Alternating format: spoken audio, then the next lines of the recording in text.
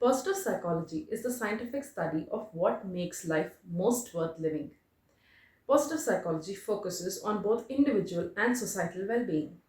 It is concerned with eudaimonia, an ancient Greek term that translates to the good life, and the concept for reflection on the factors that contribute the most to a well lived and fulfilling life. Positive psychologists have suggested a number of factors which may contribute to happiness and subjective well being.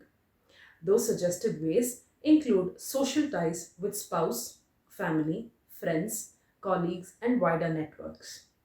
Martin Seligman referred to the good life as using your signature strengths every day to produce authentic happiness and abundant gratification.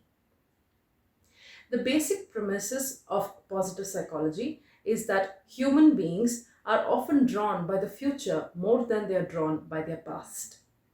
There are many potential benefits of practicing positive psychology, including an increase in self esteem, improved relationships, and a greater outlook on life.